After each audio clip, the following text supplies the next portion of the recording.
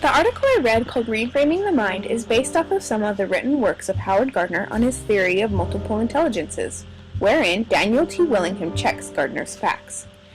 In the article, Willingham tells us that in 1983 Gardner first proposed his theory of multiple intelligences, which, over the years, has remained largely the same with few changes and all boils down to three core claims. The first claim Gardner makes in his theory is that most psychometricians, a person who makes and interprets intelligence tests, sees intelligence as unitary. Willingham, however, proposes this claim to be false and states in the defense of the before-mentioned psychometricians that the vast majority regard intelligence not as a single unified entity, but as a multifaceted phenomenon with hierarchical structure. The second claim Gardner makes is that each individual person possesses at least 8 different types of intelligences, which are linguistic, logical mathematical, spatial, musical, bodily kinesthetic, interpersonal, intrapersonal, and naturalistic. According to Gardner, everybody has all 8 intelligences at least to a certain degree, but each individual has their own stronger and weaker intelligences.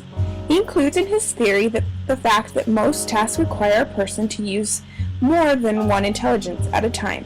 However, a claim central to his theory is that each intelligence is separate and independent of other intelligences. Willingham takes issue with the fact that Gardner's theory does not account for the correlation between performances on intellectual tasks that has been shown to be the case by data collected over 100 years, because his claim of independence of each intelligence does not include a general factor. Willingham also believes that Gardner does a poor job of backing up the intelligences he chose because although its 8 criteria are rigorous, they are weakened by the fact that not all criteria need to be satisfied when determining whether or not something is considered an intelligence. Willingham says that if he were to use the criteria the way Gardner does, he could create a humor intelligence or a memory intelligence along with others. To sum it up, Willingham states, Gardner's second claim that he has described multiple independent varieties of intelligences is not true. Intellectual abilities are correlated, not independent. Gardner's third claim is that you can apply the multiple intelligence theory to education. To Willingham, the importance does not lie in the fact of whether or not this is true, but rather if it actually does inspire change in curriculum, and in what way it does so. He says that there are many textbooks that offer teacher training on the subject, but with little to no criticism. He also says that there are a great many materials available to the classroom that support the theory of multiple intelligences.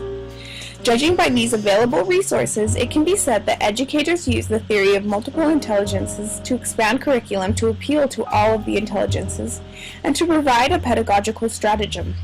Gardner, however, does not agree with this theory being used in education in such a way.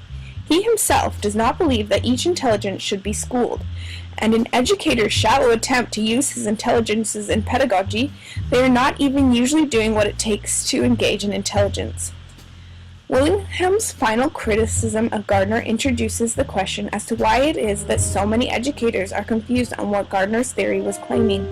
Gardner was unquestionably not the first psychologist to point out that humans have many different abilities, such as musical, athletic, and interpersonal abilities. As Willingham somewhat humorously states, who didn't know that some kids are good musicians, some are good athletes, and they may not be the same kids? The only reason Gardner has gotten so much attention on his theory is that he named various abilities as intelligences. And this is where the problem lies. When most people think of intelligence, they connect it to the type of skills that would help a person to be successful in school. When we look at it this way, Willingham tells us it is not only natural that those who read Gardner's works would assume that if it is a type of intelligence, then schools should teach it. Willingham's conclusion is that Gardner's theory of multiple intelligences is not all that helpful for scientists or educators, and that we would do well to turn our time and attention elsewhere.